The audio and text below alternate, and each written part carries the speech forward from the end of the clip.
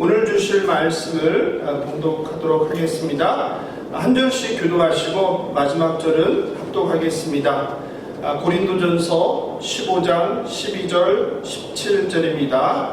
고린도전서 15장 12절 17절입니다.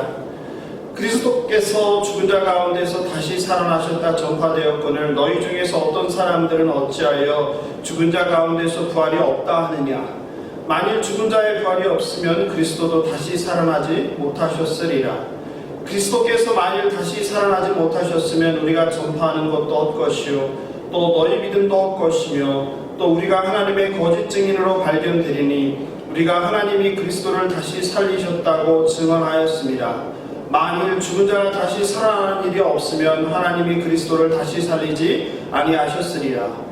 만일 죽은 자가 다시 살아나는 일이 없으면 그리스도도 다시 살아나신 일이 없었을 터이요. 함께 읽겠습니다. 그리스도께서 다시 살아나신 일이 없으면 너희의 믿음도 헛되고 너희가 여전히 죄 가운데 있을 것이요. 아멘.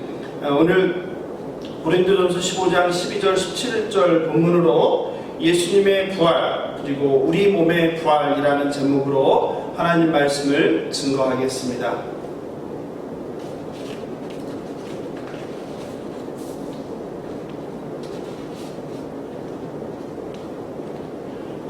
올해는 코로나19로 인해 지난 4월 부활주일에도 함께 만나 예배드리지 못했습니다. 다시 가겠습니다. 주일학교 청소년 여러분 한 주간도 잘 지내셨는지요? 지금 이제 기말고사를 이미 끝난 학생도 있고 한참 진행 중인 학생도 있고 아직 여전히 다음 주까지 봐야 하는 학생이 있는 걸로 알고 있습니다. 힘들었던 한 학기 시험 아직 남은 학생들은 건강하게 잘 준비해서 한 학기를 잘 마무리했으면 좋겠습니다. 올해는 코로나19로 인해 지난 4월 부활주일에도 함께 만나 예배드리지 못했습니다.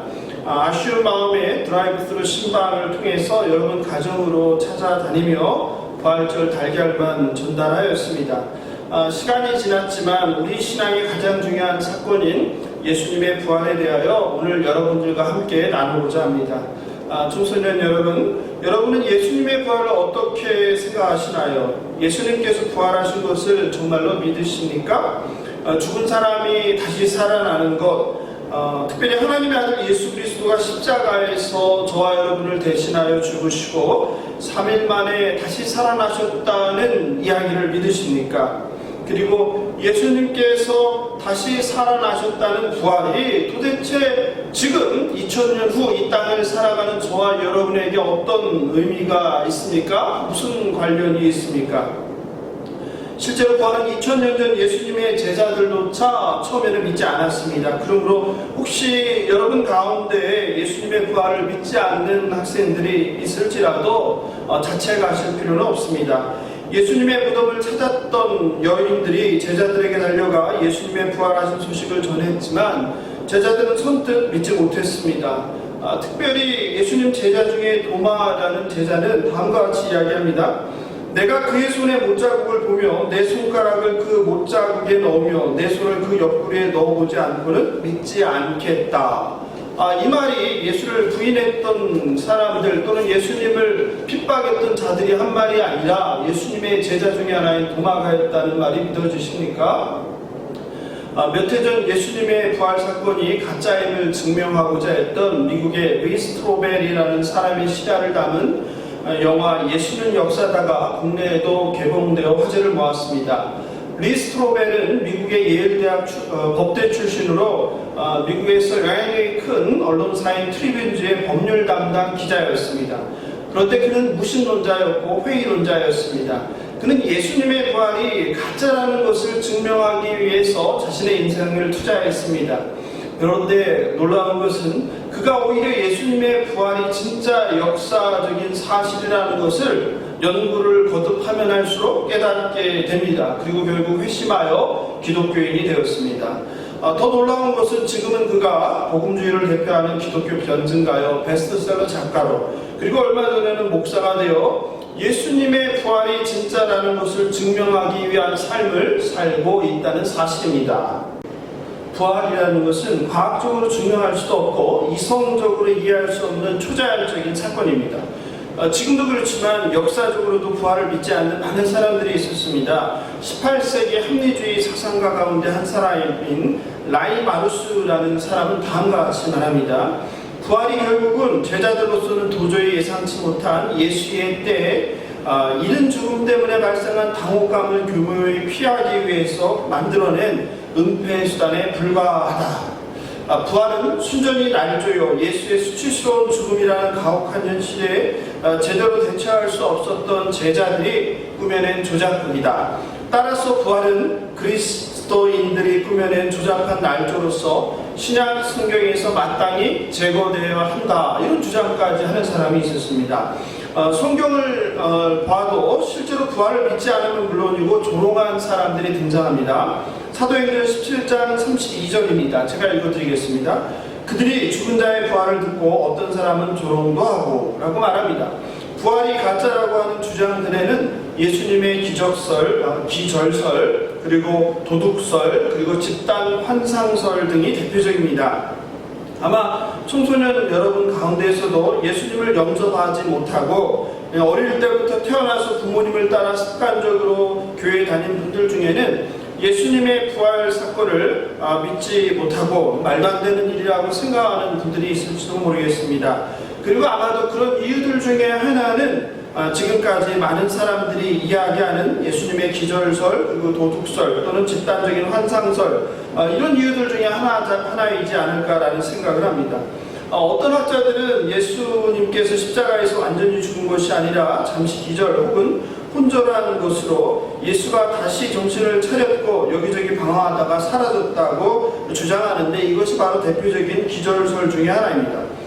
이런 주장을 하는 대표적인 신학자는 독일의 파울루스라고 합니다. 그의 주장을 한번 제가 읽어드리겠습니다. 1세기 팔레스타인에서는 완전히 숨이 끊어지지 않은 사람을 장사 지내는 경우가 흔했다.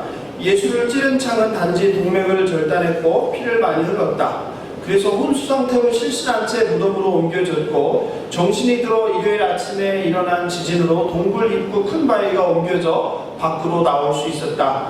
근처 동산지기에 옷 몇 벌을 주워 입자 요한복음 20장 15절에서 마리아가 그를 동산지기로 오해한 것이다.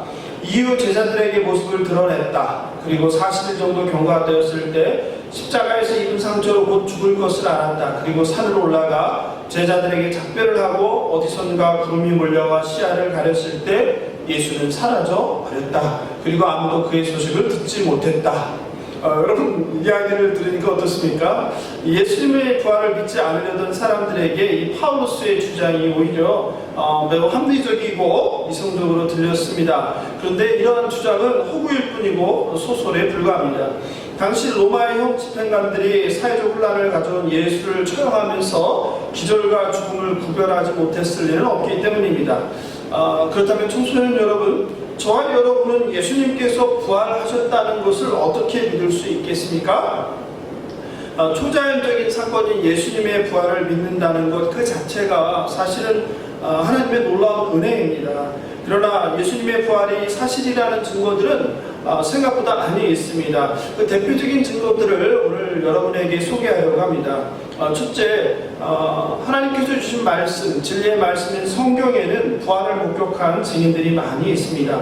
부활한 예수님은 성경에서 10번에 걸쳐서 각각 다른 장소, 다른 사람들, 다른 상황, 다른 시간에 나타나셨습니다.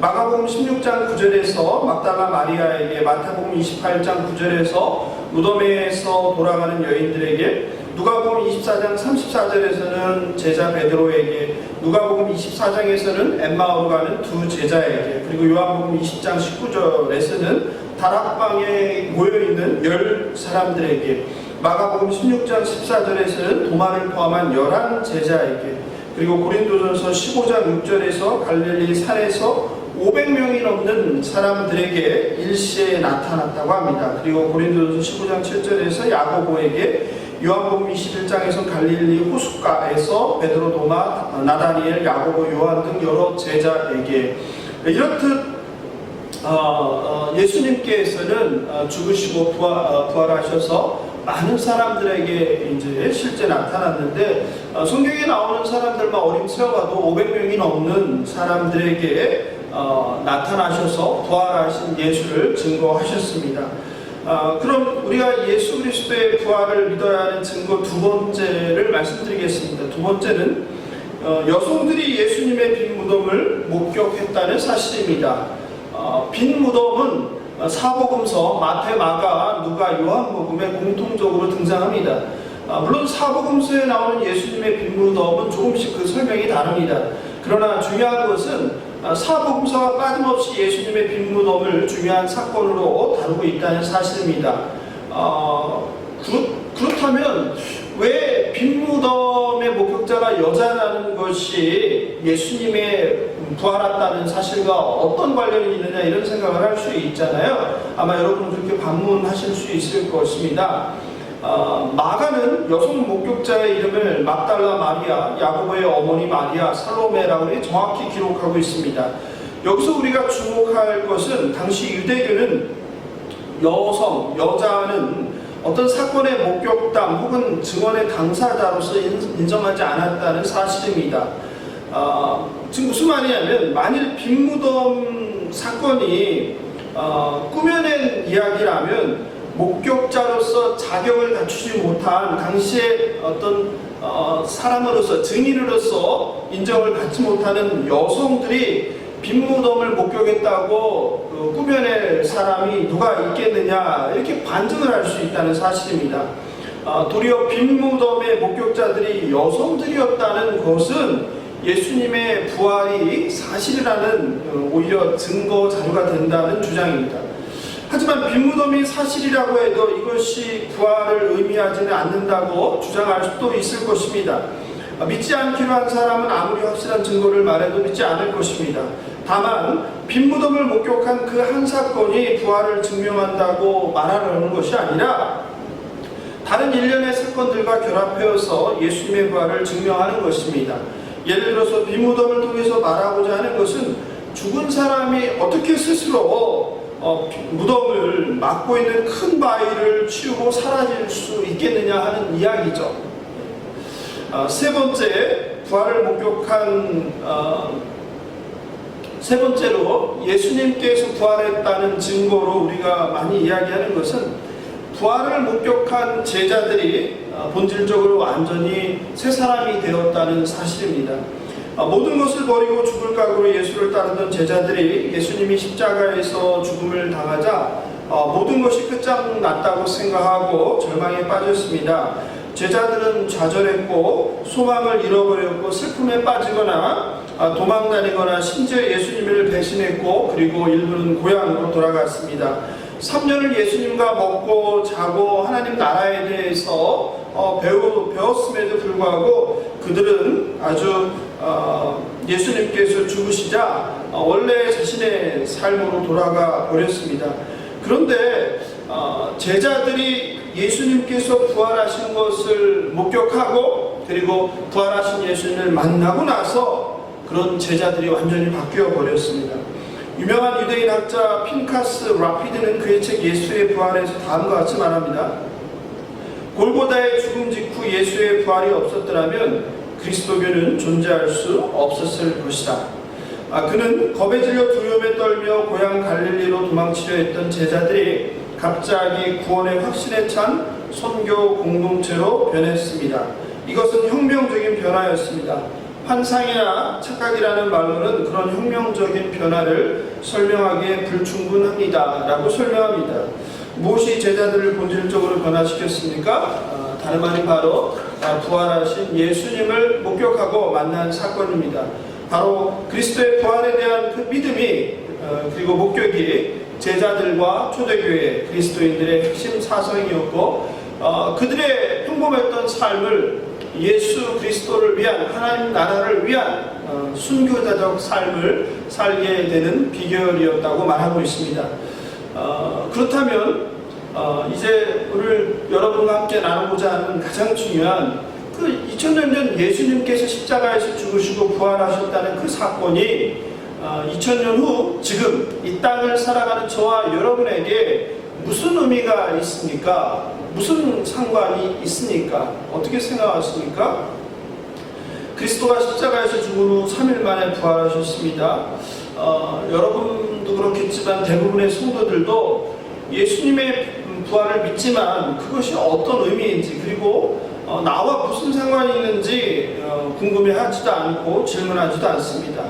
그것이 어쨌단 말인가, 그리고 그것이 지금 나와 무슨 상관이 있단 말인가 라고 우리가 질문하고 고민하는 것은 중요합니다. 청소년 여러분, 그럼 부활이 저와 여러분에게 주는 의미는 무엇이고, 그리고 우리와 무슨 상관이 있는지 함께 오늘 나누고자 합니다. 첫째, 예수님의 부활은 우리 기독교 신앙의 핵심입니다. 오늘 본문인 고린도전서 15장은 사도 바울의 유명한 부활장으로 알려져 있습니다. 고린도 교회에는 부활에 대한 논쟁이 있었는데 12절에서 바울은 그리스도께서 죽은 자 가운데서 다시 살아나셨다 전파되었거늘 너희 중에서 어떤 사람들은 어찌하여 죽은 자 가운데서 부활이 없다 하느냐라고 반문합니다. 초대교회에는 영지주의자들이 전하는 거짓 복음으로 교인들 중에 죽은 사람들의 부활이 없다고 말하는 성도들이 있었습니다. 잠깐 영지주의에 대해서 짧게 설명하면, 이 영지주의라는 것은 우리 인간이 영과 육으로 되어 있다는 이분법적으로 하는 생각이에요. 그런데 인간이 입고 있는 이 육이라는 몸은 더럽고 추악한 것이고 영은 아주 거룩한 것이기 때문에 이 절대로 영과 육이 함께 결합할 수 없다는 주장을 했습니다. 그럼 무슨 의미입니까? 그러므로 인간의 이 더러운 몸에 거룩하신 하나님의 아들 예수 그리스도가 성육신했다는 사실 자체를 부인합니다. 그러므로 그 영지주의자들은 예수님의 성육신은 물론이고 부활이라는 것도 부정하게 되었죠. 그런 사상들의 초대교회에 많이 퍼지자 바울은 고린도전서 15장에서 58절에 걸친 많은 분량에 걸쳐서 아주 자세하게 예수 그리스도의 부활이 어떠한 것인지를 오해하고 있는 성도들에게 자세하게 설명하는 것입니다.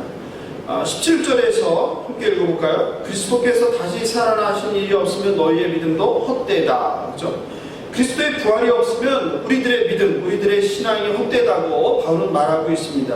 즉 저와 여러분의 신앙의 핵심이, 저와 여러분이 믿는 이 기독교, 예수 그리스도를 믿는 이 기독교는 다름 아닌 부활 신앙 바탕에 있다는 것입니다.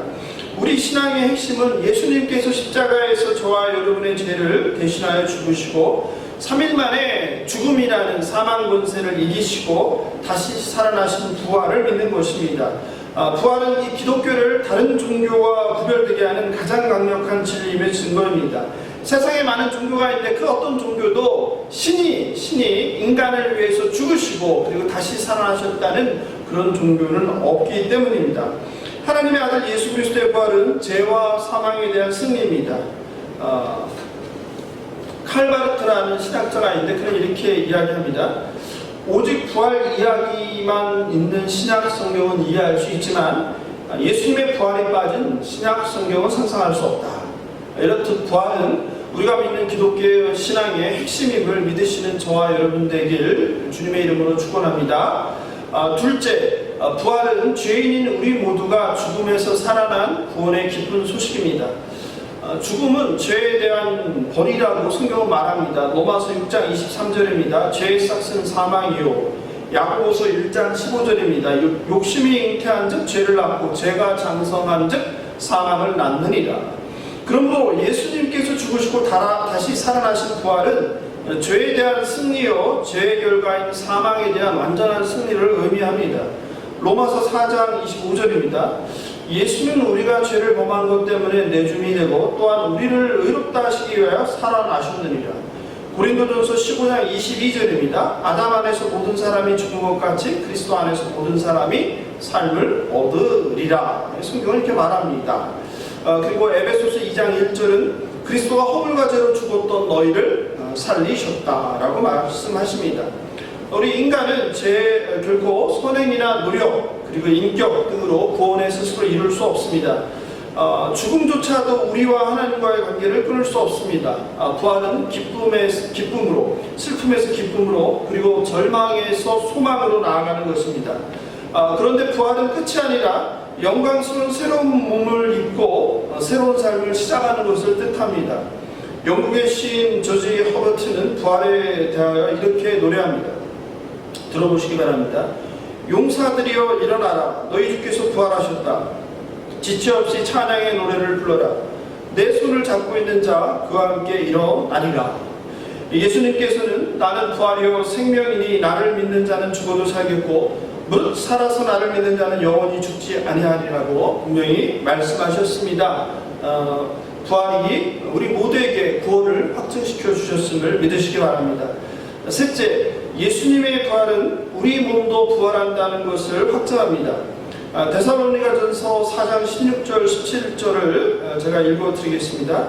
천사장의 소리와 하나님의 나팔 소리로 예수 그리스도가 하늘로부터 강림하실 때 그리스도 안에서 죽은 자들이 먼저 일어나고 살아남은 자들도 공중에서 주를 영접하게 하시리라. 아멘. 예수님께서는 십자가에서 우리 죄를 대신하여 죽으시고 부활하셔서 부활의 첫 열매가 되심을 통해서 저와 여러분도 인간들도 죽으면 끝이 아니라 예수님이 다시 오실 때 몸의 부활을 한다는 것을 말씀해 주십니다. 16절을 보면 주님이 재림하실 때 죽은 자들의 먼저 몸이 부활한다고 합니다. 그리고 17절을 보니 예수님이 다시 오실 때 살아남은 자들도 휴거하여 하늘에서 주님을 공중에서 영접하게 됩니다. 많은 신앙인들이 우리가 죽으면 이 땅에서 영과 육이 분리되어서 몸은 흙으로 돌아가지만 우리의 영은 하늘 어딘가를 이렇게 떠도는 것으로 생각을 합니다. 그리고 그게 끝이라고 생각합니다. 그런데 성경은 그렇게 말하지 않습니다. 성경은 우리가 죽고 흙으로 돌아가지만 예수 그리스도가 이 땅에 다시 오실 때 우리 몸도 흙으로 돌아갔던 몸도 다시 부활한다고 분명히 말하고 있습니다. 그리고 그 몸은 우리가 상상할 수 없을 정도로 아름답고 거룩한 완전한 몸이라고 말하고 있습니다. 이런 우리 몸의 부활을, 예수 그리스도의 부활을 통해서 우리 몸도 부활한다는 사실을 믿으시는 저와 여러분 되기를 바랍니다. 넷째, 예수님의 부활이 우리에게 갖는 의미는, 예수님의 부활은 예수 그리스도가 하나님의 아들이라는 사실을 증명합니다.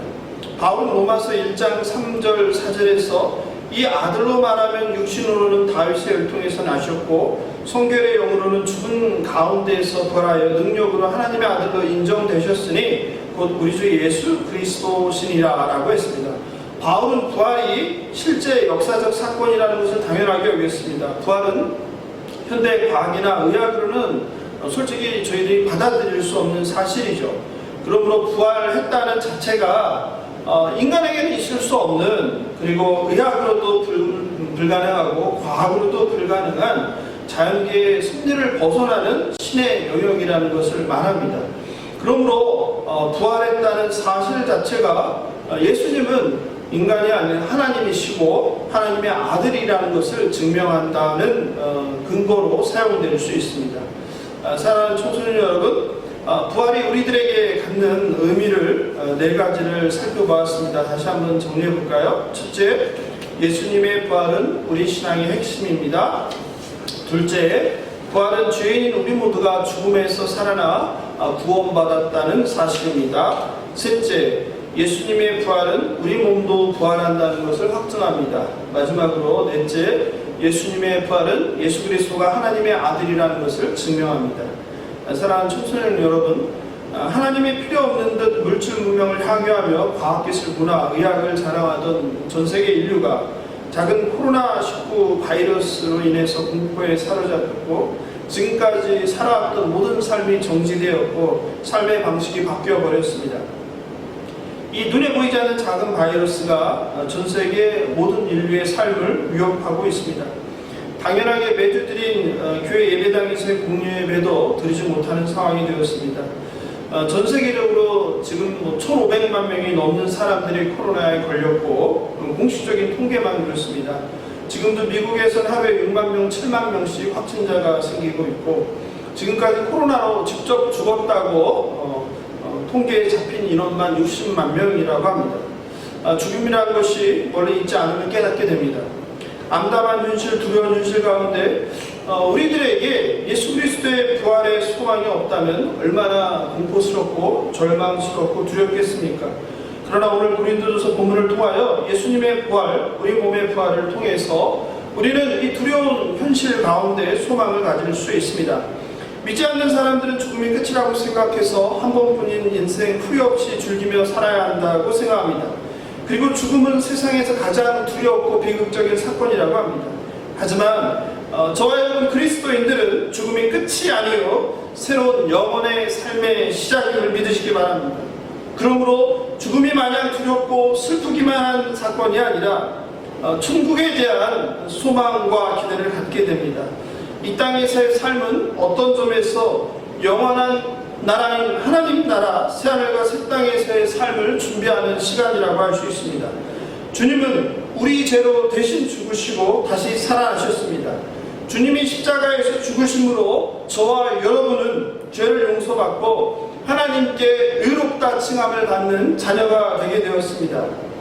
예수님께서는 벌레만도 못하고 마음이 부패한 죄로 가득한 저와 여러분을 대신하여 죽으시고 그리고 사망 권세를 이기시고 부활하셨습니다. 이것을 믿으시기 바랍니다. 부활을 확신하는 사람은 지금 여기 이 땅에서 허락된 삶을 더욱 사랑하고 어떤 경우에도 감사할 수 있습니다. 몸의 부활을 확신하면서 주님께서 걸어가신 그 좁은 길, 좁은 문, 자기 자신을 부인하고 자기 십자가를 지고 걸어가는 저와 여러분 되길 예수님 이름으로 축복하며 기도합니다. 오늘 말씀대로 그리스도께서 만일 다시 살아나시지 못하셨다면 우리가 전파하는 것도 헛것이요 너희 믿음도 헛것이라는 이 바울 사도의 말을 꼭 기억하면 좋겠습니다. 저와 여러분의 몸도 가장 영원하고 거룩한 몸으로 부활하게 됨을 믿으시기 바랍니다. 청소년 여러분, 오늘 함께 나눈 예수님의 부활의 이야기로 여러분의 부활에 대한 의심이나 불신이 사라지면 좋겠습니다. 예수님의 부활은 역사적 사건이라는 것을 믿으시기 바랍니다. 부활을 목격하고 믿게 된 제자들이 완전히 바뀌었습니다. 도망가기 바쁜 자들에서 담대하게 목숨 걸고 예수 그리스도의 복음을 전하는 전사가 되었습니다. 저와 여러분도 예수님의 부활을 믿고 확신한다면 우리의 지금까지의 죄인된 삶을 벗어버려야 합니다. 삶이 완전히 바뀌어야 합니다. 죄의 종노릇하던 옛사람의 옷을 벗어 던지시기 바랍니다. 더 이상 세상의 성공 그리고 자기 자신의 유익과 성공을 위해서 살면 안 됩니다. 성령의 옷을 입고 새로운 피조물로 살아가시기 바랍니다. 하나님께서 여러분과 저를 자녀 삼아주시고 이 땅에 보낸 목적을 위해서 목숨을 걸어야 합니다. 매일의 삶 가운데 하나님 나라의 온전한 통치를 받고 나를 위한 삶이 아니라 타자를 위한 삶을 살아내시길 바랍니다. 하나님의 공의와 화평과 사랑이 이 땅 가운데 죄로 가득한 이 땅 가운데 실현되도록 땀 흘리는 하나님의 보냄받은 자로서의 삶을 살아내는 청소년들 되시길 예수님의 이름으로 축복하며 기도합니다. 오늘 이 시간 하나님께서 우리에게 주신 말씀 생각하면서 찬송가 360장 예수 나를 오라 하네 함께 찬송하시고 함께 기도하면 좋겠습니다. 예수 나를 오라 하네 예수 나를 오라 하네 어디든지 주를 따라 주와 같이 가려네 주의 인도하심 따라 주의 인도하심 따라 어디든지 주를 따라 주와 같이 가려네 겟세마네 동산까지 주와 함께 가려 하네 피땀 흘린 동산까지 주와